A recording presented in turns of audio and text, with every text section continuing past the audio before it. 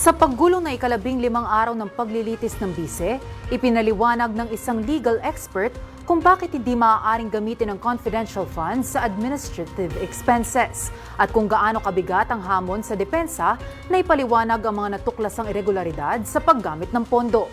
Narito ang report.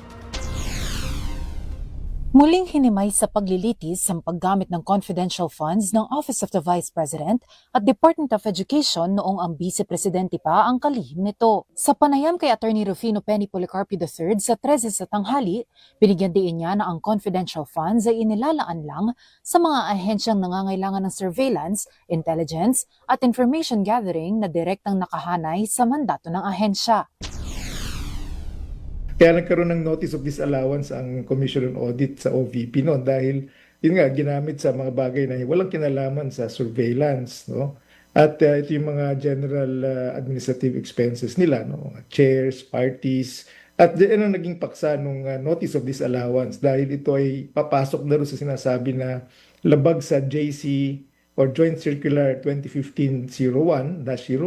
Ipinaliwanag din ni Attorney Policarpio na ang Joint Circular 2015-01 ay umiiral na batas hinggil sa mga bagay na may kinalaman sa paggamit ng confidential at intelligence funds. Ginagamit din aniya itong basihan ng COA sa pagpapatupad ng review o audit at liquidation reports ng nasabing pondo.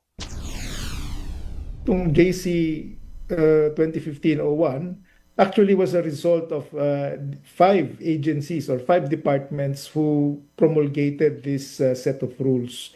So ito po ay hindi lamang galing sa COA, ito po ay galing sa DBM, DILG, Department of National Defense, GCG, no? So itong 5 ahensyang ito ay nagkasundo at ito ang kanilang pinalabas o ito ang kanilang pinairal na JC 2015-01.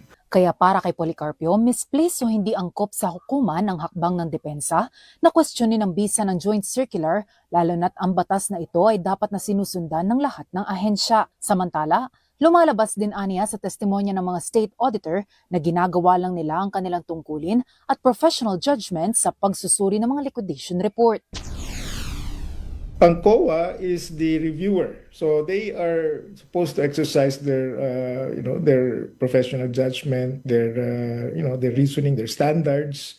Ngunit binibigyan nila ng pagkakataon na magpaliwanag ang ahensya. Kung magpaliwanag ang ahensya na ito ay tunay na mayroong kinalaman sa security or sa intelligence or pumapayag ba ang COA? Ang sagot ng COA is yes. No? So in other words, napag-uusapan ito in the course of the review. Hindi lang ito one-sided, but it is a continuing process. And it's up to the agency to simply cooperate and to simply provide the proper justification. Bagamat nakapaglatag ng matibay na kaso ang prosekusyon, binigyan din ni Attorney Policarpio na mas lalong bumibigat ang responsibilidad at hamon sa depensa para ipaliwanag ang mga natuklasang irregularidad.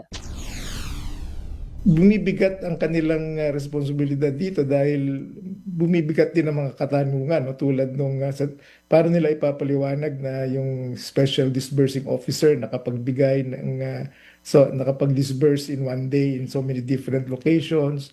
Paano nila i-explain yung bago pa